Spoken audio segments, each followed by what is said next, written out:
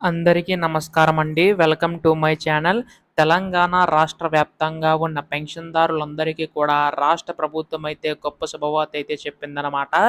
ప్రస్తుతం మనకి ఈ యొక్క పెన్షన్ సంబంధించి నిధులనేవైతే ఎప్పుడెప్పుడు జమ చేస్తుంది రాష్ట్ర ప్రభుత్వం అని చెప్పి చాలామంది పెన్షన్‌దారులైతే ఎదురు చూస్తున్నారు. ప్రస్తుతం దీనికి సంబంధించి రాష్ట్ర ప్రభుత్వం అయితే గొప్ప శుభవార్త అయితే చెప్పిందనమాట. ఈ యొక్క నిధులనేవైతే పెంచి అందించేందుకైతే సిద్ధమవుతుందండి రాష్ట్ర ప్రభుత్వం. అయితే ఈ యొక్క నిధులనేది ఎప్పుడు పెంచబోతుంది, ఎప్పుడు అందిస్తుందని చెప్పి ఈ వీడియోలో పూర్తి సమాచారం అయితే తెలుసుకుందాం. పెన్షన్‌దారులందరూ కూడా వీడియోనైతే పూర్తిగా చివరి వరకు అయితే చూడండి.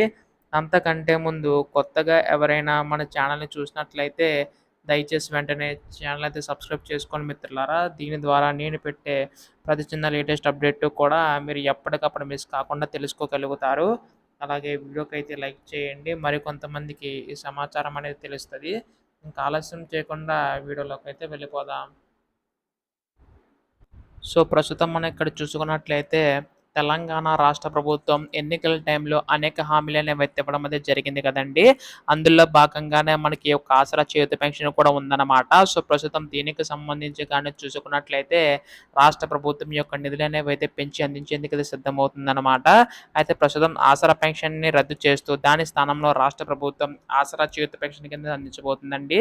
ఇక్కడ మనకి ఆసరా పెన్షన్ కింద రూ. 2000 అలాగే రూ. 3000 తీసుకునేవారు ఉన్నారు కదా! అంటే మనకి వృద్ధులు, వితంతులు, ఒంటరి మహిళలు 2000 తీసుకుంటున్నారు కదా! వారికైతే రూ. 4000 పెంచేందుకైతే సిద్ధమవుతుందండి.